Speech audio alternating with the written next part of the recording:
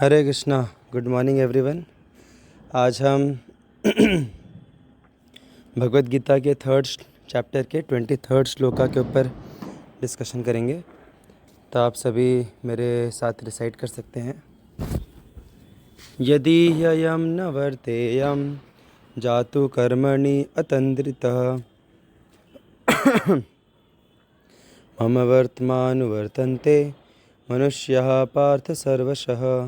Meaning, for if I ever fail to engage in carefully performing prescribed duties, O Partha, certainly all men would follow my path.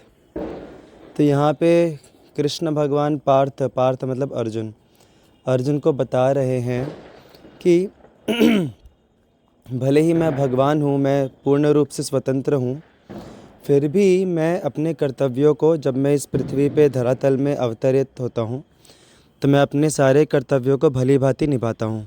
क्यों निभाता हूँ मैं? क्योंकि मैं भी एक अच्छा एग्जाम्पल सेट करना चाहता हूँ।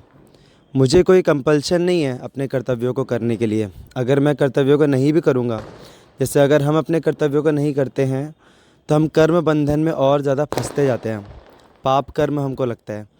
लेकिन जब भगवान अवतार लेते हैं तो उनके ऊपर कोई कर्म बंधन या फिर पाप, ये सब चीज़ें उनके ऊपर अप्लाई नहीं होती।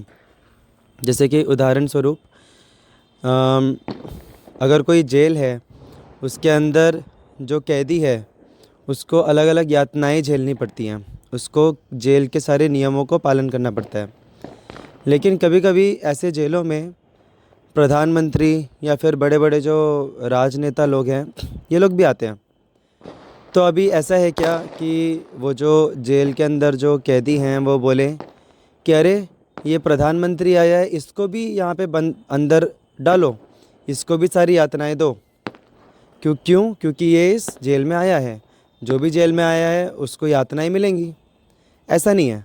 अभी वो जो कैदी है उसको ज़बरदस्ती उस जेल में डाला गया है क्योंकि उसने कुछ तो गलत काम किया है। लेकिन जो राजनेता लोग हैं वो लोग बाधित नहीं है जेल में आने के लिए। वो अपनी इच्छानुसार उधर आए हैं, कृपावश, कृपा करने के लिए। जो लोग कैदी हैं उनके ऊपर कृपा करने के लिए। तो उसी प्रकार से भगवान को कोई बाधित नहीं कर सकता। वो पूर्ण रूप से स्वतंत्र हैं और वो अपनी इच्छा से आते हैं यहाँ पे। हम जैसे जो कैदी लोग हैं इस दुनिया में, हमें यहाँ से बाहर निकालने के लिए, हमें भी वो खुद की तरह स्वतंत्र करना चाहते हैं, उसके लिए वो यहाँ पे आते हैं। लेकिन कुछ अल्प बुद्धि वाले लोग, ऐसे बहुत सारे फिलोसोफर्स हैं, वो बोलते हैं कि भगवान ने ऐसा किया, उनको इसने ऐसा श्राप दिया, इसलिए उनके साथ जीवन में ऐसा हुआ। ऐसे अलग अलग प्रकार के लोग व्याख्या करते हैं कि भगवान के ऊपर भी कर्मा अप्लाई होता है। But this is all false. भगवान के ऊपर कुछ कर्मा अप्लाई नहीं होता। वो उन्होंने सारे नियम बनाए हैं, तो जो नियम बनाता है वो उस नियम में कैसे फंस सकता है? वो तो उस नियमों से परे होना चाहिए ना।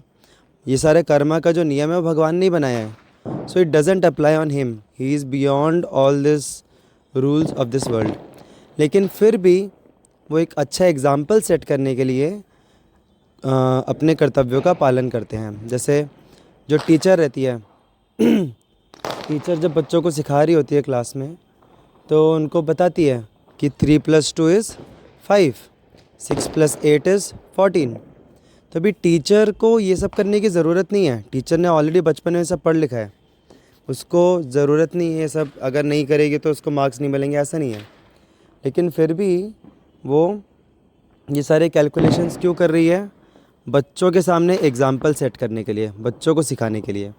उसी प्रकार से भगवान भी अपने कर्तव्यों का पालन करते हैं हमें सिखाने के लिए। तो अभी एक बहुत महत्वपूर्ण सवाल है यहाँ पे आपके दिमाग में उठ सकता है कि एक तरफ भगवान यहाँ पे बोल रहे हैं कि मैं अपने कर्तव्यों का पालन करता हूँ, क्योंकि अगर मैं नहीं करूँगा तो फिर लोग मेरे से गलत एग्जाम्पल लेंगे। लेकिन हम काफ़ी सारी भगवान की ऐसी लीलाएं देखते हैं जिनमें भगवान सामाजिक दृष्टिकोण से या फिर ऊपरी दृष्टिकोण से लगता है कि भगवान तो गलत कर रहे हैं, ये तो अनैतिक कार्य कर रहे हैं। जैसे कि जब वो वृंदावन में थे तो लोगों के घर से माखन चुराना, या फिर जो गोपियाँ हैं, गोपियाँ असल में कृष्ण की पत्नियाँ नहीं थीं।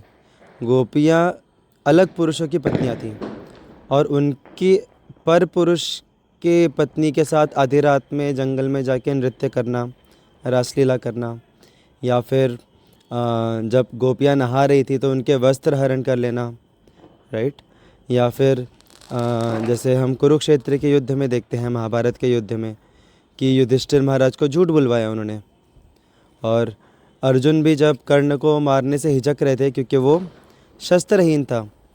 ऐसा क्षत्रियों के बीच में ऐसा रूल रहता है युद्ध में कि अगर सामने वाला शस्त्रहीन है, अगर वो शस्त्र धारण नहीं किया है, तो उसके ऊपर वार नहीं किया जा सकता।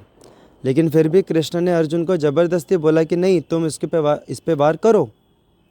तो इस प्रकार के काफ़ी सारे जो मोरालिटी के कोड्स हैं वो हम देखते हैं कि कृष्णा तोड़ते हैं। और एक जगह वो बोल रहे हैं यहाँ पे कि मैं अगर रूल्स को तोड़ूंगा तो फिर मैं एक गलत एग्जाम्पल सेट करूँगा। तो इसको समझे कैसे हम? तो यहाँ पे ना हमें एक चीज़ समझना बहुत ज़रूरी है कि भगवान जो भी लीला करते हैं ना, उसको अलग अलग स्तर पे हम समझ सकते हैं, अलग अलग लेवल्स पे हम समझ सकते हैं। ओके, तो एक लेवल है कि भगवान उस लीला से क्या सीख देना चाहते हैं। भगवान अपने कार्यों से कुछ ना कुछ सीख देते हैं। दूसरा कारण रहता है उनकी लीला का, अपने भक्तों का जो प्रेम है उनके प्रति, उसको बढ़ाना। अभी भक्त दो प्रकार के जो उस समय पे थे, जिनके साथ भगवान आदान प्रदान कर रहे थे, उनका प्रेम बढ़ाना, और जो भक्त आगे आने वाले हैं, हमारे जैसे, आपके जैसे जो भक्त आगे आने वाले हैं, जिससे वो उनकी लीलाओं को पढ़ के उनका प्रेम बढ़े उनके प्रति। और तीसरा एक कारण है कि जो जनसाधारण है, जो भक्त नहीं बना है अभी, वो भगवान की भगवत्ता को समझे, उनको समझ में आए कि भगवान कितने ग्रेट हैं। ओके, और उसके अलावा चौथा एक रीज़न है कि भगवान, जैसे जो माँ रहती है वो बच्चे को सब कुछ प्रोवाइड करती है जो भी उसको चाहिए, और अगर बच्चा गलत चीज़ डिमांड कर रहा है तो कभी कभी माँ गलत चीज़ भी प्रोवाइड करती हैं उसको, out of her love for him. उसी प्रकार से भगवान, अभी माँ की बात तो अलग है, लेकिन भगवान को तो सब कुछ प्रोवाइड करना ही चाहिए, राइट। इसलिए वो भगवान है, परम सत्य, मतलब उनसे ही सारी चीज़ें आनी चाहिए। तो भगवान, जो लोग गलत कार्य करना चाहते हैं भगवान का नाम लेके, उनको भी भगवान अवसर प्रदान करना चाहते हैं कि ठीक है, अगर तुमको गलत काम करने की इच्छा है ही, तो मैं तुम्हारे लिए भी एग्जाम्पल सेट करूँगा। तुमको गलत काम करना है क्या? ठीक है, तुम गलत कार्य करने में भी मेरी तुलना नहीं कर सकते। भगवान वही है ना। भगवान का मतलब क्या है? जो सबसे ग्रेटेस्ट हो, one who is the most greatest. तो भगवान को ग्रेटेस्ट हर चीज़ में होना चाहिए। सिर्फ अच्छे ही चीज़ में अगर वो ग्रेटेस्ट होंगे तो वो अपूर्ण हो गए। भगवान मतलब परम सत्य, उनमें से सब कुछ आना चाहिए। तो वो अच्छे कार्यों में भी सबसे बेस्ट हैं, और इवन गलत कार्यों में भी कोई उनसे तुलना नहीं कर सकता। जो गलत कार्य करने वाला भी व्यक्ति, वो भी भगवान के सामने शर्माएगा कि अरे बाप रे, इतना गलत तो मैं कभी कर ही नहीं सकता। तो he sets the extreme example in all respects. अभी जैसे आज के ज़माने में काफ़ी लोग क्या करते हैं, गर्लफ्रेंड बॉयफ्रेंड रखते हैं अपनी शादी के, कभी कभी एक्स्ट्रा मैरिटल अफेयर रखते हैं। तो कोई ऐसा व्यक्ति है क्या जो 10 गर्लफ्रेंड संभाल रहा है? 10 क्या, एक गर्लफ्रेंड भी कोई नहीं संभाल पाता। 1 2 3 3 गर्लफ्रेंड भी कोई नहीं संभाल सकता। हम लोग मूवीज़ वगैरह में देखते हैं कि हीरो की कैसी बैंड बज जाती है अगर वो 2 या 3 गर्लफ्रेंड्स या स्त्रियों को संभालता है तो। लेकिन यहाँ पे भगवान कितनी गर्लफ्रेंड्स को संभाल रहे हैं? गोपियाँ थी 16,108 गोपियाँ, उनके साथ भगवान रासलीला कर रहे हैं। तो क्या भगवान के साथ कोई कंपेयर कर सकता है गर्लफ्रेंड्स बटाने में? कोई नहीं कर सकता। तो इवन इस चीज़ में भी भगवान एक्सट्रीम है, बेस्ट है। He is the best boyfriend that could ever exist. उसके साथ साथ उनकी 16,108 पत्नियाँ भी हैं। और ऐसा नहीं कि पत्नियाँ सब परेशान है, अरे कोई हम कृष्ण हमको ध्यान नहीं दे रहे। एक एक पत्नी के साथ उन्होंने 10-10 पुत्र पैदा किए, और हर एक पत्नी को उन्होंने अलग महल दिया रहने के लिए। तो इस प्रकार से हम देख सकते हैं अलग अलग एग्जाम्पल्स में कि भगवान इवन जो गलत काम है उसमें भी सामने वाले को शर्म आ जाएगी कि बाप रे, मैं तो भगवान की तुलना इसमें भी नहीं कर सकता, इसलिए वो भगवान है। He is the best in everything, good हो या बैड हो, एवरीथिंग में बेस्ट है वो। दूसरा, हमको ये समझना चाहिए कि भगवान के जो ऐसे कार्य हैं जो ऊपरी दृष्टिकोण से अनैतिक लग रहे हैं, लेकिन उनका एक डीपर मीनिंग रहता है जो कई बार हमको पता नहीं रहता। तो अगर हम डीपर लेवल पर जाएंगे तो सारे कार्य भगवान के नैतिक हैं। मैं एक एग्जांपल देता हूँ आपको। जैसे ये जो लीला है कि गोपियों के वस्त्र हरण की, गोपियाँ नहा रही थी और उनके वस्त्र चुरा लिए भगवान ने और फिर उनको बाधित किया कि वो नग्न अवस्था में सागर नहीं, नदी में से बाहर निकले। तो बाहरी दृष्टिकोण से लग रहा है कि अरे ये कैसे, ये तो गलत काम किया है इन्होंने। लेकिन आंतरिक रूप से अगर हम समझें इस लीला को, तो वो जो गोपियाँ थीं, वो जो स्नान कर रही थीं, वो स्नान क्यों कर रही थीं? क्योंकि उन्होंने अभी अभी एक वैदिक अनुष्ठान को संपन्न किया था, जिसको बोलते हैं ये कात्यायनी व्रत। तो क्या कात्यायनी व्रत मदर पार्वती के लिए एक व्रत होता है जिसमें कि जो कन्याएं रहती हैं वो अपने लिए एक योग्य वर के लिए प्रार्थना करती हैं माता से, और उसके लिए वो व्रत का पालन करती हैं। तो ये सारी जो गोपियाँ थीं, ये कात्यायनी व्रत का पालन कर रही थीं, और उनके मन में, उन सभी के मन में सिर्फ़ और सिर्फ एक ही इच्छा थी। और वो इच्छा क्या थी? कि उनको कृष्ण चाहिए थे अपने पति के स्वरूप में, और कोई नहीं। उनको सिर्फ़ और सिर्फ कृष्ण चाहिए थे अपने पति के रूप में। और फिर ये व्रत का पालन करने के बाद एंड में उसके रीति रिवाज के हिसाब से उनको स्नान करना था नदी में। और फिर उस स्नान के समय पे कृष्णा ने उनके कपड़े चुराए। तो क्यों चुराए?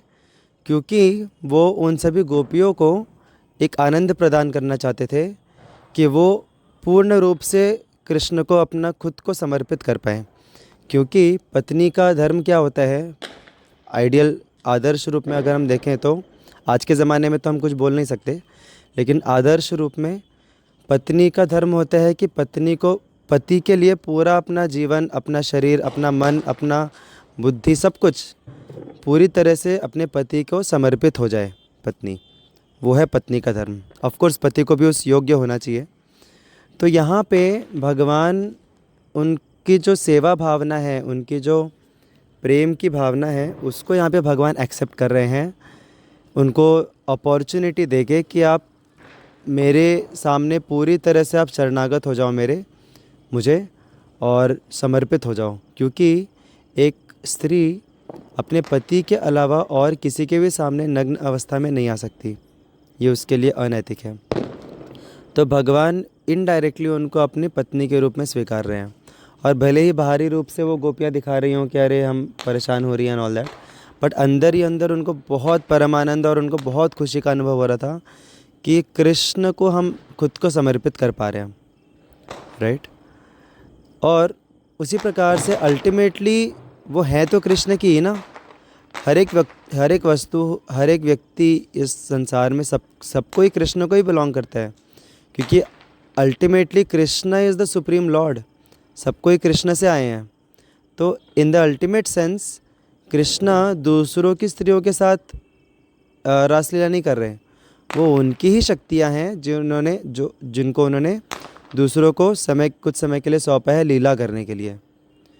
तो ये तो मैंने बहुत शॉर्ट में बताया, ये एक्चुअली बहुत डीप लीलाएं हैं। और अगर हम डीपर लेवल पे इनको समझेंगे आचार्यों के दृष्टिकोण से, तो हमको समझ में आएगा कि इन सब चीज़ों में कुछ भी अनैतिक नहीं था, लेकिन बाहरी दृष्टिकोण से ऐसा लगता है कि ये अनैतिक था। तो इन शॉर्ट, हमें कृष्ण की जो ये सब मधुर लीलाएं हैं, जो कि बहुत हाई लेवल की डीप लीलाएं हैं, इनको समझने से पहले हमें कृष्ण का तत्व समझना बहुत ज़रूरी है। हम जब कृष्ण के तत्व को नहीं समझते हैं और हम उनके सिर्फ लीला को समझने का प्रयास करते हैं, तो हम बहुत सारी गलतियाँ कर बैठे हैं, बहुत सारे मिसकंसेप्शंस हम अपने मन में ला लेते हैं। तो हमें पहले कृष्ण का तत्व समझना बहुत ज़रूरी है। और जब हमें समझेगा कि उनका तत्व क्या है, तब जाके हम उनकी लीला को अप्रिशिएट कर पाएंगे। जैसे मैंने पहले भी एक एग्जांपल दिया है कि सपोज़ कोई एक व्यक्ति है, वो अगर आपके घर में आके या आपके दुकान में आके कुछ तो चोरी कर रहा है, तो आप बहुत गुस्सा हो जाओगे और लाठी लेके उसको मारने के लिए दौड़ोगे। लेकिन अगर कोई दूसरा व्यक्ति आके आपको बताता है कि भाई तेरे को पता है तू किसके पीछे दौड़ रहा है, किसने चुराया है ये सामान, ये हमारे देश का प्रधानमंत्री है, इसने सामान चुराया तेरे दुकान से, तो फिर क्या हम भागेंगे उसके पीछे? हम भागेंगे लेकिन लाठी लेके नहीं, हम मोबाइल लेके दौड़ेंगे सेल्फी लेने के लिए, राइट। तो डिफरेंस क्या हुआ? डिफरेंस ये हुआ कि अभी हमें उनका तत्व पता चला कि वो है कौन एक्चुअली, नहीं तो उससे पहले हम उनको साधारण मनुष्य समझ रहे थे।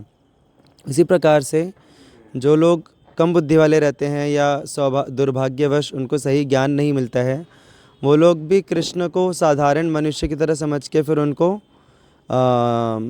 ये सारे उनके ऊपर टिप्पणियाँ करते हैं।